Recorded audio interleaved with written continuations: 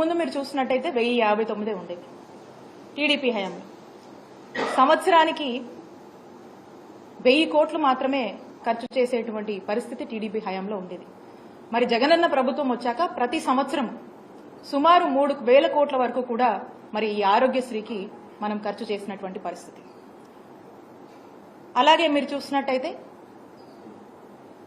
Empanelled hospitals, network hospitals రాష్ట్రంలో గత ప్రభుత్వంలో 1000 కన్నా తక్కువ ఉన్నటువంటి ఎంపానెల్డ్ హాస్పిటల్స్ ని వాళ్ళని ఎంకరేజ్ చేసి వాళ్ళకు కావాల్సినటువంటి ఫ్లెక్సిబిలిటీ, వాళ్ళకు కావాల్సినటువంటి ఫీజిబిలిటీ, వాళ్ళకు అన్ని విధాలుగా కూడా ఒక ఫ్రెండ్లీ వాతావరణాన్ని ఏర్పాటు చేసి వాళ్ళని ఎంకరేజ్ చేసి 1000 కన్నా తక్కువ ఉన్నటువంటి ఎంపానెల్ హాస్పిటల్స్ ని మరి 2300 హాస్పిటల్స్ పైగా కూడా విస్తరించేటువంటి అవకాశాన్ని జగనన్న ప్రభుత్వం నెట్వర్క్ హాస్పిటల్స్కి ఇచ్చింది. మరి ఈ రోజున మనం చూస్తున్నట్టయితే ఈ రాష్ట్రంలో రాష్ట్ర ప్రజల్లో ఒక పెద్ద ఆందోళన నెలకొంది.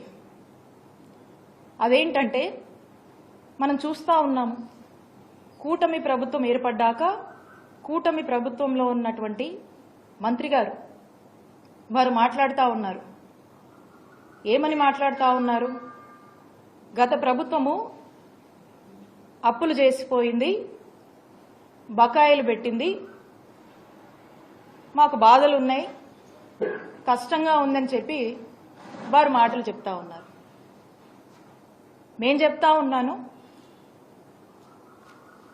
గత ప్రభుత్వంలో అంటే చంద్రబాబు నాయుడు గారి హయాంలో 2014 నుంచి 19 వరకు వాళ్ళ హయాంలో వాళ్ళు మిగిల్చినటువంటి బకాయిలు 632 కోట్లుంటే ఆ బకాయిల్ని ఏమాత్రం కూడా మేము సాకులు చెప్పకుండా మేము బాధ్యత తీసుకొని మా జగన్మోహన్ రెడ్డి గారు, మా నాయకుడు జగన్మోహన్ రెడ్డి గారు వాటిని క్లియర్ చేసి 1059 ప్రొసీజర్స్ ని 3257 ప్రొసీజర్స్ కి పెంచి సంవత్సరానికి 1000 కోట్లు మీ హయాంలో మీరు ఖర్చు పెడితే 3000 కోట్ల వరకు కూడా ఖర్చు పెట్టి బ్రహ్మాండంగా రాష్ట్ర ప్రజలందరికీ కూడా వైద్య సేవలు అందించినటువంటి ఘనత జగన్మోహన్ రెడ్డి గారి ప్రభుత్వానికి దక్కింది.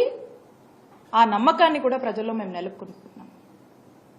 మరి ఈ రోజున ఈ సాకులు చెప్తూ ఏవో అప్పులున్నాయని చెప్పి, ఏదో బకాయిలున్నాయని చెప్పి మీరు మీ బాధ్యత నుంచి ఏమైనా వైదొలుగుతున్నారా?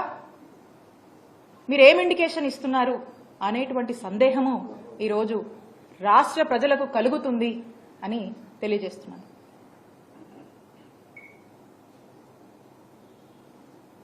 ఈ రోజున మీరు చూసినట్టయితే మేము అంటే మొన్న